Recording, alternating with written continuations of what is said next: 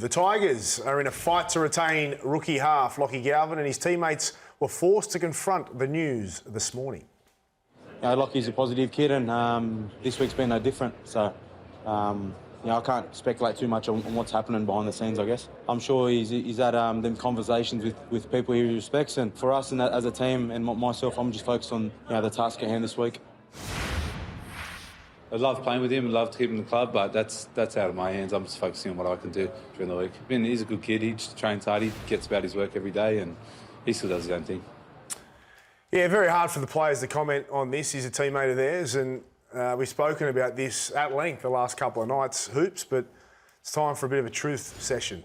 What's actually going on there? I feel for young Lachlan Galvin. He's an 18-year-old teenager. He's played 10 NRL games. I think he's been disgracefully advised by his agent, Isaac Moses. That's the reason for this continued agitation and manipulation of West Tigers. It started over the course of the off-season when the West Tigers had signed other halves.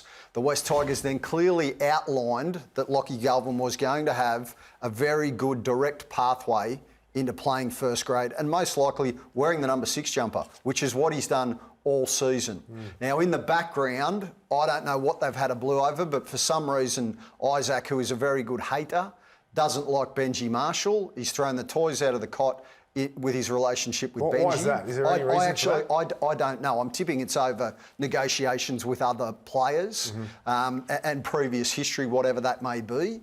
And as a result, it means that Lachlan Galvin is now face to front all these unnecessary headlines, all the talk that he's demanded an immediate release in the dressing rooms after that loss on Friday evening. That's terrible for a kid of that age. So I just feel as though he's been poorly advised and he needs to start listening to people closer to him in terms of his immediate family as opposed to others who are in his ear. I don't know who's behind it, whether it's Isaac Moses, Lachlan Galvin or his family, but the bottom line is I can't believe how cocky the young kid is to have played 10 games at 18 years old and to walk in and say, I want out with 2.5 years remaining.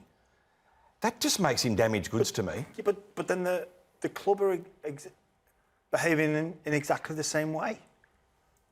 What do you mean? Well, they're taking Sullivan over to England after 6 months into a 4-year deal. It goes both ways. It does go both ways. It goes both ways. It goes both ways, Jimmy, but I think this kid's 18, Jimmy. He's played 10 games.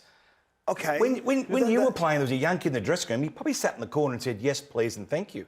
Not 10 games, I'm out of here. But when I came through, I was playing at St Helens, like the premier club in England, and had a pathway to success. I could see how they were going to develop my game. Unfortunately, I don't know exactly what's going on at the Tigers, but this isn't anything new with teams that are in the bottom of the table or near the bottom of the table each and every year. They're going to get the eyes picked out. Well, then why it happened with then? Woods. It happened with Moses. It happened with Tedesco.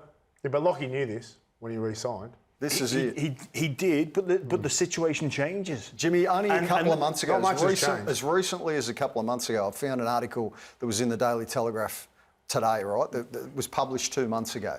And Lockie's quoted saying, I love the West Tigers, I love playing under Benji, I'd love to be here long term. He won a premiership with West Magpies as a junior. And there's a number of other players that are still in their system that are part of that club. He even spoke about the fact that he'd love to try and retain the nucleus of that group, reference Penrith and what a powerhouse they'd become because of their junior development. So I find it's a drastic change of position, given that only 2 months ago that was his perspective, and now all of a sudden we get to now. Players lie when they get interviewed.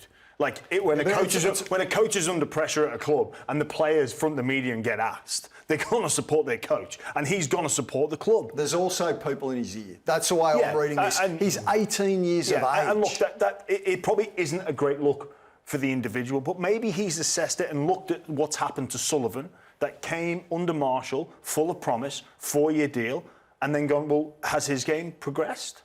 This is clearly a poor reflection on Benji.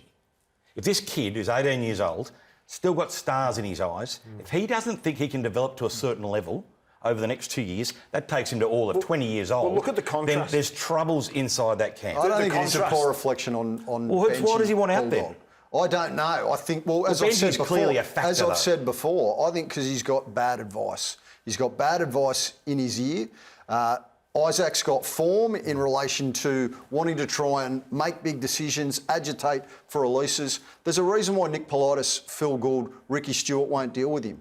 Because he can destroy clubs. Okay, let's in look this at instance, this is a classic example. This kid, they want to try and make him the face of the club and a key component like of they what did they're with trying to Tedesco, build. like they did with and Moses, guess who managed like all they those did blokes with- at the time? And guess who took them away from the joint? I'm looking at it as you compare the Dragons and the Tigers at the start of the season. Now, I would have predicted the Tigers would have gone better than the Dragons based off what the hype around this new look of the club And the first couple of games. and the first couple of games. So I guarantee you, if the Tigers are sitting at 7 wins at this point in time, Galvin isn't aggravating for a release. Of course not. So, because obviously with the Dragon situation, they've kept Hunt. Lomax probably has regrets about moving on now.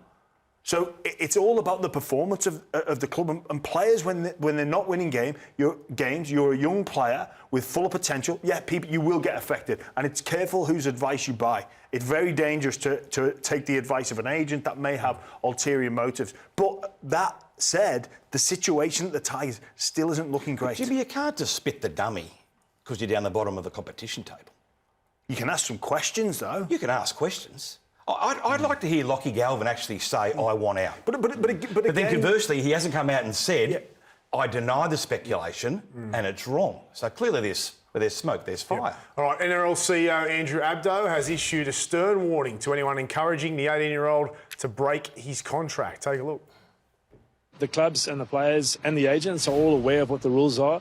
And if they break the rules, there'll be serious consequences. We've done that in the past, and hopefully that acts as a deterrent. And once again, if there's information before us where someone has breached the rules, we'll take strong and decisive action. Andrew Abdo there. What's he getting at here? Obviously saying that he's going to come down hard on clubs that approach him because he's not off contract. Yeah, that's right. He's got 2.5 years to run. So let's use Ben Hunt, right? Who Bulldogs broke the yarn earlier today about how Ben Hunt is remaining at St George Illawarra, going to extend for another year. Well, last year when that story blew up in State of Origin, the NRL ended up doing a full-blown investigation because they felt as though other clubs, specifically some of the Queensland clubs, had clearly been in either Ben's agent or anything come of Ben's that ear. investigation? No, right? Nothing came of it, Braith. But we have seen agents previously suspended, okay, for other misdemeanours. Well, Isaac's been suspended. There's numerous over the years. surely now the clubs wouldn't be stupid enough to not cover their tracks. Of course. But this is the thing, right? It's the dark arts, Jimmy, right? It goes on, right? We're all kidding And there's ourselves. encrypted messaging apps We're that all you can kidding send ourselves if we messages wanna- that disappear. Let's be like honest, it's gone. right? That's going to be going on, They right? don't Of find out course. for a reason. And, Yes. and if they were onto it already, they would know that this kid's probably been approached or the agent's approached someone. Yep. Or else they wouldn't be acting the way that they are with such confidence and such, I would say, arrogance and with a knee-jerk reaction of we're going, we want to go, if there wasn't interest from elsewhere. 100%. So it's hard to police this, right? Yeah, it's great that Andrew Abdo comes out, and I respect him a lot. I think he does a great job for the game. And it's great that he comes out and says that. But what does it mean? I mean, like this has happened for a long We're time. naive to It think means- that clubs haven't approached Of a young course. kid like Of course Lachlan they will Galvin. have, The minute it emerged that he wanted a release, they were circling. Oh, yeah. With intent. The phones would be running hot, but I think it's also important. Rules are still rules, right? And they've got to have proof, but at the same time, they can't stand for nothing, the NRL. So Well, they have to. And what it'll do in this instance, right, is because he's got 2.5 years to run on his contract, the Tigers aren't going to give Lachlan Galvin a release. Well, that's going to mean that they can't keep agitating and they can't keep trying to cut in and pilfer him away. It's a big test for the Tigers and Benji here and Shane Richardson. I believe they've got to stay strong. Similarly, when Ben Hunt aggregated for the release last year, I said the club's got to win. So if the Tigers are going to entertain this, they've got to be in a position where they win. Now, how that looks, I don't know. But they can't just allow him to go early because then, you know, We know that the player generally further. wins, though, Braith. If the player Yes. agitates consistently, he's sulking, But he doesn't want to be there. In the end, the club goes, you know what, just go. Let's change that. Let's change that. I But mean, what about when the clubs won't play Sullivan? If no, you I don't go agree. to I England, agree they're with going you. to pick you in Double reserves. standards. It is. I totally agree. But in this instance, they could stick solid here and not let him go. And I'll say this without any disrespect to Lachlan Galvin. He is not proven at the highest level for a long period of time, this kid. He's played first grade for the West Tigers a couple of games. It is strange behaviour, I believe, for a kid like him, who I think has the world at his feet and will be a 10-year first grader. But that is not proven yet.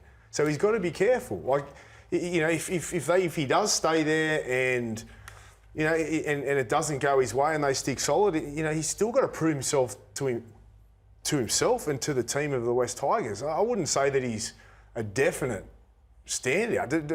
We're probably going to have to be patient with his development as well. Like, he's been thrust into this poster boy of the type. Look what happened to Sam Walker. He had to get removed down to New South Wales Cup last year, and look at him now. Like, this pathway to success isn't linear. It's not the escalator up for any individual. Disrespectful, though, in many ways, to Benji. He gave him a start in round 2. No, I agree. He brought him in, and now he's saying, up yours, I'm gone.